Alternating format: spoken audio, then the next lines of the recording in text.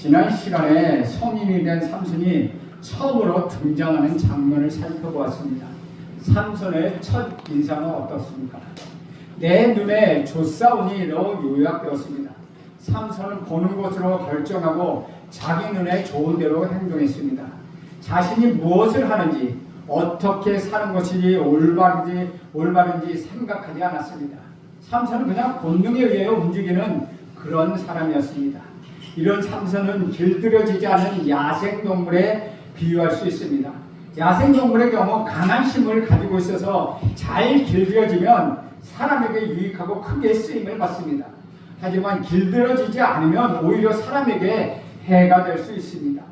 길들여진다는 것은 주인이 원하는 것을 하고 주인의 뜻에 따라 행동하고 주인의 말을 잘 듣는 것을 말합니다. 삼손은 평범한 사람들과 달리 아주 큰 능력을 가지고 있어서 잘 길들여지기만 한다면 주인을 위해, 하나님을 위해 큰 일을 할 수 있었습니다. 하지만 불행하게도 삼손은 하나님께 길들여지지 않았습니다. 하나님의 뜻과는 달리 자기 멋대로 본능에 따라 눈에 보이는 것을 쫓아 살았습니다. 삼손에게 허락된 놀라운 능력은 낭비되었고 가능성은 날아가 버렸습니다. 이러한 삼손의 길들여지지 않은 모습은 우리에게 예시가 되어 삼손처럼 저렇게 살면 안 되겠구나라는 교훈을 우리에게 주고 있습니다. 저는 오늘 삼손의 모습을 살펴보면서 우리 어떤 점에서 삼손과 달리 행동해야 하는지 알아보고자 합니다. 그래서 우리 인생의 주인이 되신 하나님께 길들여지기 위해서는 우리는 어떻게 해야 하는지 생각해 볼 시간이 되길 간절히 원합니다. 오늘 본문은 삼손이 원했던 대로 블레셋 여인과 결혼하는 장면입니다. 그 과정에서 벌어지는 사건은 오늘 14장과 15장에 걸쳐 기록되어 있습니다. 14장과 15장은 하나의 이야기를 이루고 있는데 세 부분으로 나눌 수 있습니다. 결혼하기 전에 있었던 일과 결혼 중에서 있었던 일, 그리고 결혼 후에 있었던 일로 나눠줍니다. 특별히 이 세 부분에 각각 여호와의 영이 임했다라고 기록하고 있습니다. 14장 6절에 보면 여호와의 영이 삼손에게 강하게 임하니, 14장 19절에 보면 여호와의 영이 삼손에게 갑자기 임하네. 그리고 넘어가서 15장 14절에 보면 여호와의 영이 삼손에게 갑자기 임하네라고 나옵니다. 우리 성경에는 표현이 조금 차이가 나기도 하지만은 원래 같은 뜻이고 같은 표현입니다. 사사기에 여호와의 영과 관련돼서 삼손에게만 이 표현이 사용되었습니다. 그래서 저는 여호와의 영이 삼손에게 임했다는 표현을 기준으로 해서 세 부분으로 구분하여 살펴봅니다. 오늘 두 번째 사건을 살펴보고 다음 시간에는 15장 사건을 살펴보려고 합니다. 첫 번째 사건입니다. 삼손은 그의 부모와 함께 두 번에 걸쳐서 딥나로 내려갑니다. 먼저는 블레셋 여인에게 청혼하러 딥나로 내려갔고, 다음은 블레셋 여인과 결혼하기 위하여 딥나로 내려갑니다. 전에 삼손이 혼자 딥나로 내려갔지만은 이번에는 부모와 함께 딥나로 내려갑니다. 삼손의 부모는 삼손의 고집을 이기지 못하고 결혼을 허락한 것입니다. 삼손은 딥나로 내려가다가 포도원에 이르렀는데 나실인이 포도원에 들어가는 것은 좋지 않은 일입니다. 나실인에게 어울리지 않는 곳이기 때문입니다.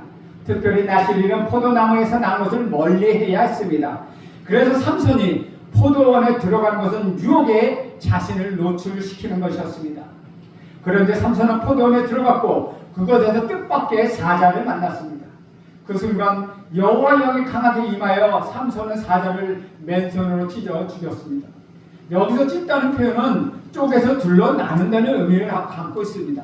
삼손이 아무런 도구 없이 맨손으로 사자를 찢어 쪼갰다는 것이죠. 칼도 없이 맨손으로 짐승을 찢는 것은 보통 힘으로 되는 것은 아닙니다. 삼손에게 여호와의 영이 임할 때마다 나타나는 모습이 바로 이런 모습입니다. 삼손의 육체적 힘이 폭발적으로 증가하는 것입니다.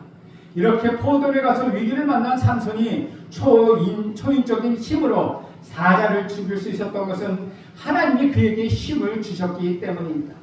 삼손은 하나님이 주신 힘으로 사자로부터 자신을 지켜낼 수 있었습니다.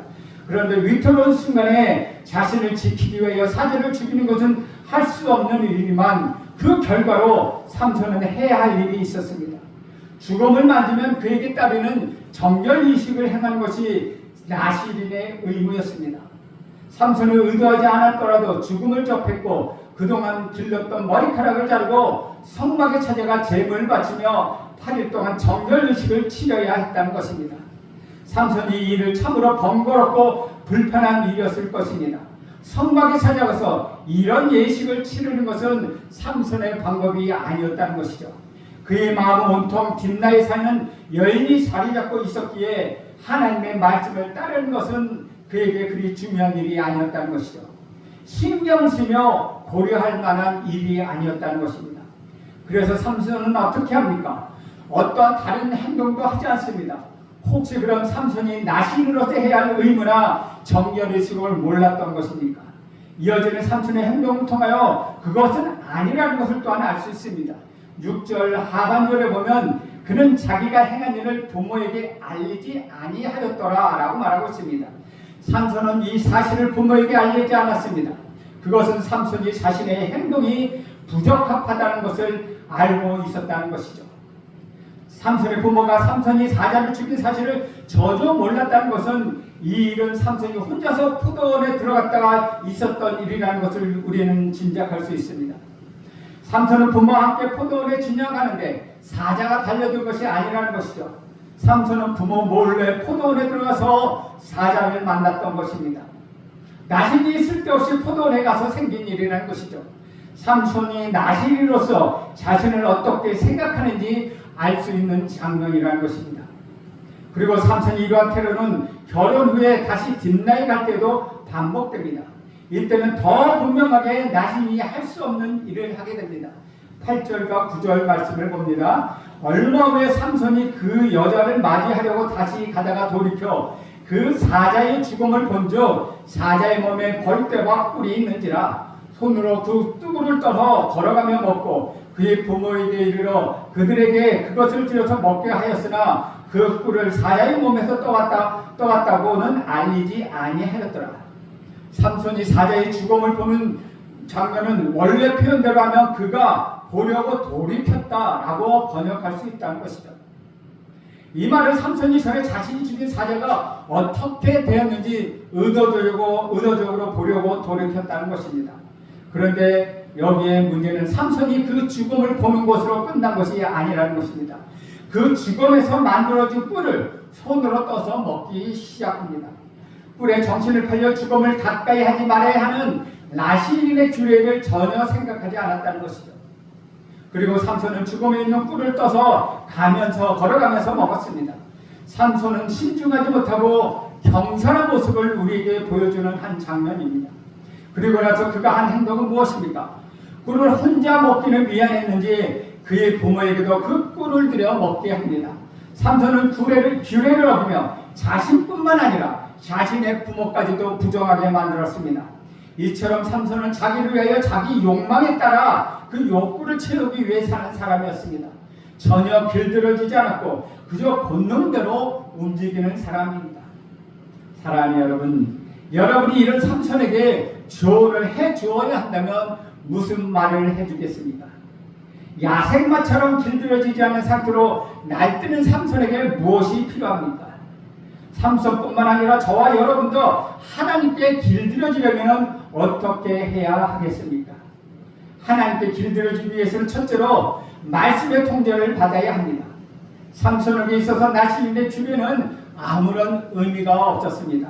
율법에 명시된 나실인이 지켜야 할 사항들, 천사가 나타나 전한 하나님의 말씀, 삼손은 그 어떤 것으로도 자신의 삶을 통제하지 않았습니다.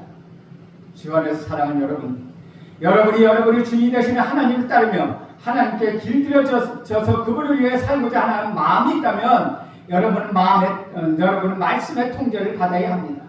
저와 여러분의 말씀의 통제를 받아 그 말씀 안에서 여러분의 말과 행동을 통제하고 여러분의 생각과 여러분의 삶을 정리할 때 그 말씀을 통하여 여러분의 인생이 정리될 때 그때 여러분은 인생을 제대로 즐기게 되고 참된 복을 누릴 수 있게 되는 것입니다.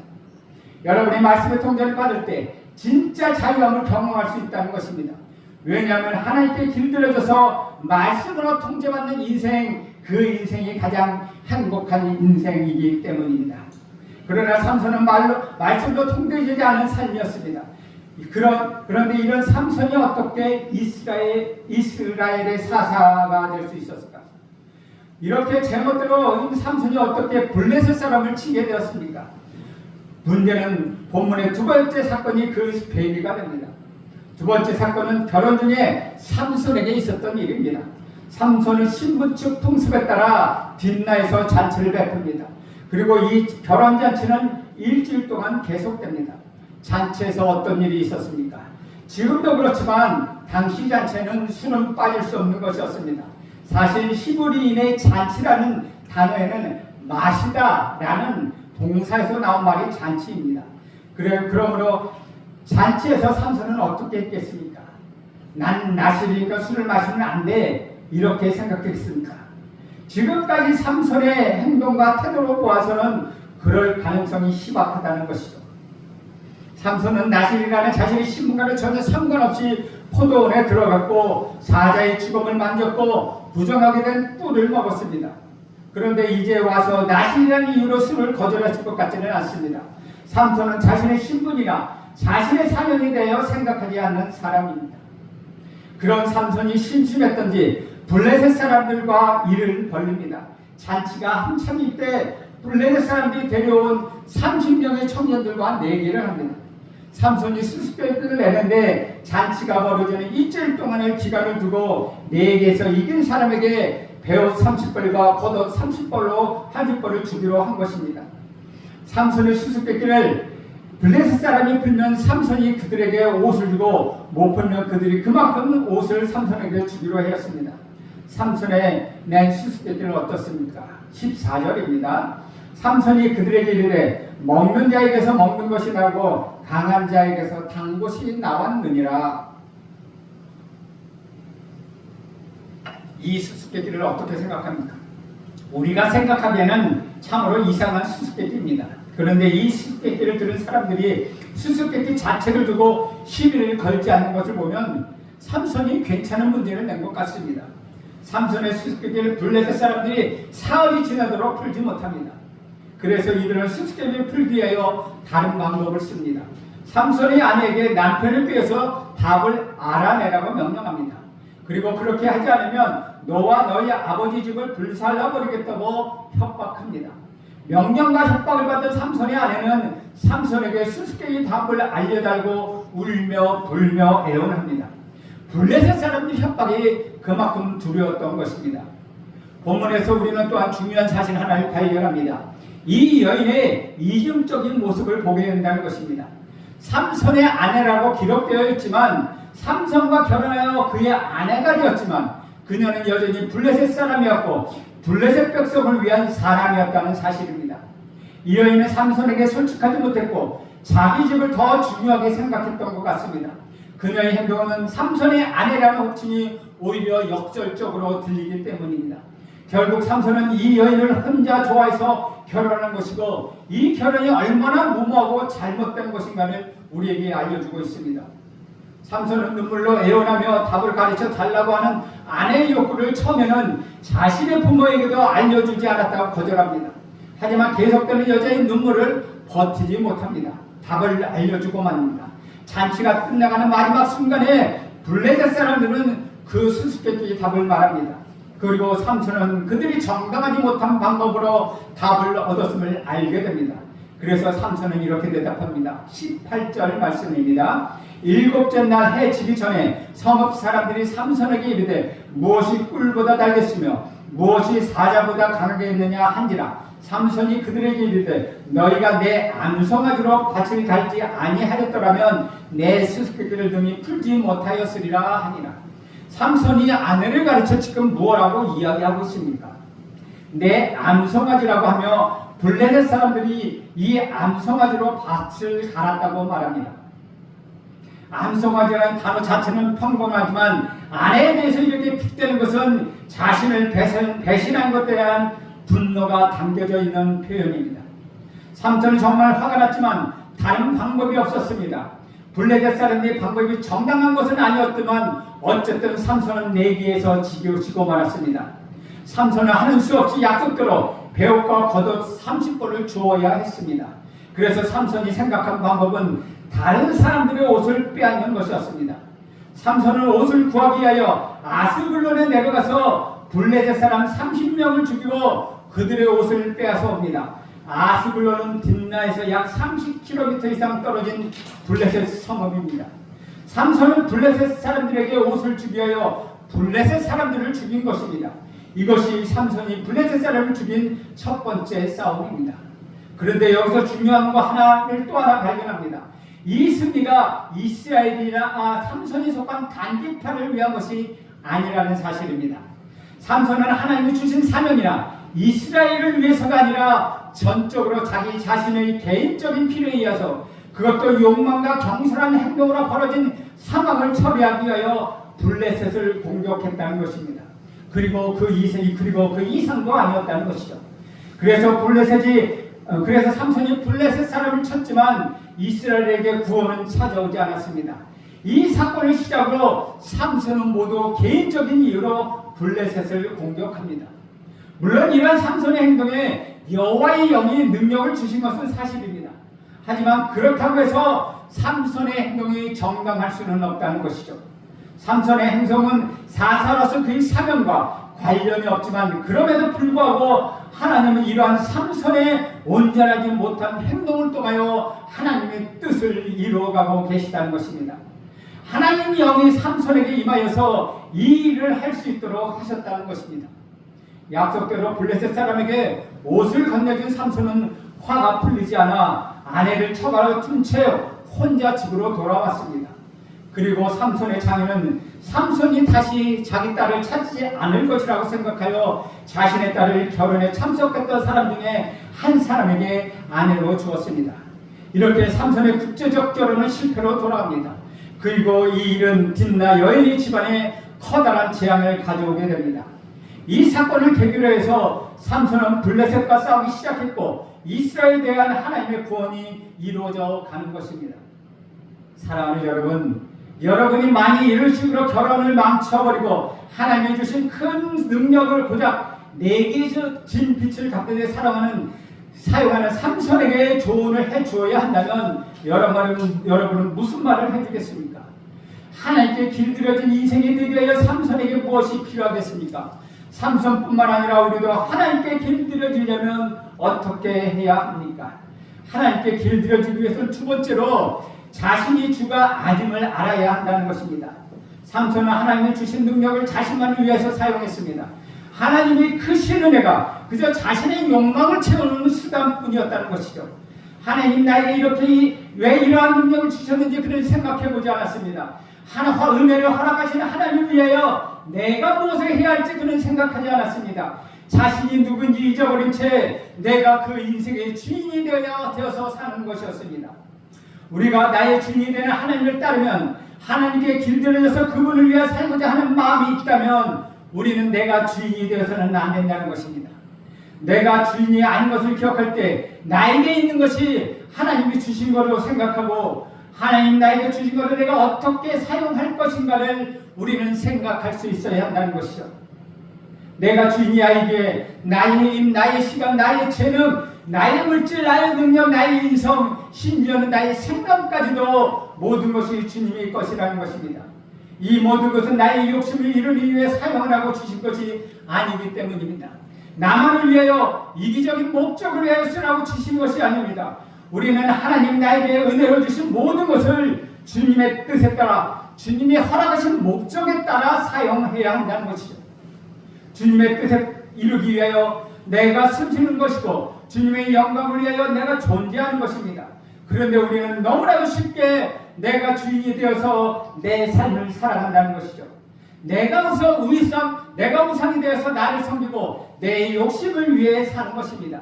얼마나 커다란 낭비입니까? 주 안에서 사랑하는 여러분, 삼손을 생각해 보십시오. 삼손은 이스라엘 위하여 고통을 받는 고통을 받는 자기 백성을 구하는 일에 하나님이 허락하신 능력을 사용할 수 있었습니다. 그래서 나를 통하여 하나님의 뜻이 이루어지고 나를 통하여 세상에서 하나님의 영광이 드러내고 그런 가치인을 위하여 이를 위하여 나의 인생을 사용하게 될 수 있었습니다. 그런데 삼손은 그렇게 살지 않았습니다. 그제 눈에 보이는 것을 쫓았고 자신의 욕망을 채우기 위하여 사는 낭비된 인생을 그는 살았습니다.